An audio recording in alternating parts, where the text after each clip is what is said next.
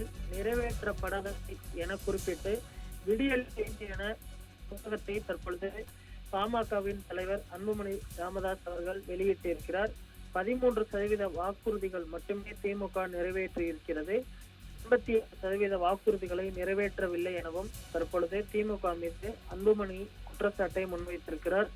505 வாக்குறுதிகளில் 373 வாக்குறுதிகளை திமுக நிறைவேற்றவில்லை. 66 வாக்குறுதிகள் அரைகுறையாக நிறைவேற்றம் என்றும் தற்பொழுது ஒரு கடுமையான குற்றச்சாட்டினை அவர் முன்வைத்திருக்கிறார்.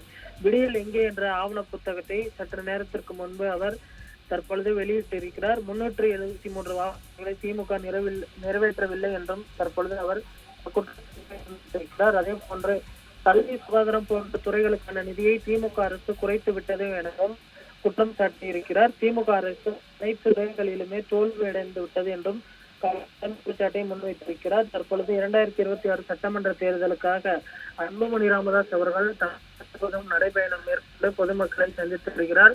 இந்த நிலையில் கல்வி, சுகாதாரம் ஆகிய துறைகளுக்கு நிதி ஒதுக்கீடு செய்வதில் தமிழ்நாடு மிகவும் பின்தங்கியுள்ளதாகவும் அவர் தற்பொழுது ஒரு அதிர்ச்சி தகவலை வெளியிட்டிருக்கிறார். மாநிலத்தின் வளர்ச்சிக்கு கல்வி, சுகாதாரம், வேளாண்மை ஆகிய 3 துறைகள் தான் மிகவும் முக்கியம் என்று கூறப்படும் நிலையில் அவற்றுக்கு சராசரியாக ஒதுக்கப்பட வேண்டிய கூட குறைவான நிதியை தமிழகம் ஒதுக்கியிருப்பது கண்டிக்கத்தக்கது.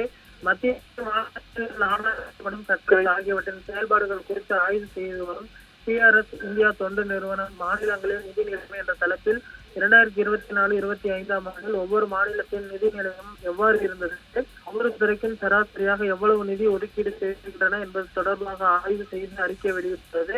அதில் உள்ள தகவல்கள் அதிரடியாகவே உள்ளன என்றும் தற்பொழுது அவர் குற்றச்சாட்டினை முன்வைத்திருக்கிறார். பட்ஜெட்டில் குறைந்தது 15% ஒதுக்கீடு செய்யப்பட வேண்டும். ஆனால் தமிழ்நாடு அதிக குறைவாக 13% மட்டுமே ஒதுக்கியுள்ளது என்றும் குற்றச்சாட்டினை முன்வைத்திருக்கிறார். இந்தியாவிலேயே மிக அதிக அளவாக டெல்லி அரசு கல்விக்காக அதன் மொத்த பட்ஜெட் மதிப்பில் 24.2% ஒதுக்கியுள்ளது. இந்தியாவில் பின்தங்கிய மாநிலமான பீகார் 21.4% ஒதுக்கீடு செய்திருக்கிறது. சுகாதாரத்துறைக்கு நிதி ஒதுக்கீடு செய்வதில் தமிழ்நாடு 26ஆம் இடத்திற்கு தள்ளப்பட்டிருக்கிறது. மருத்துவத்துறையின் குறைந்தபட்ச தேவைகளை நிறைவேற்றுவதற்காக மொத்த செலவில் குறைந்தது 8% ஒதுக்கீடு செய்யப்பட வேண்டும் என்றும் 2017ஆம் ஆண்டின் தேசிய சுகாதார கொள்கையில் இலக்கு நிர்ணயிக்கப்பட்டுள்ளது என்றும் தெரிவித்திருக்கிறார்.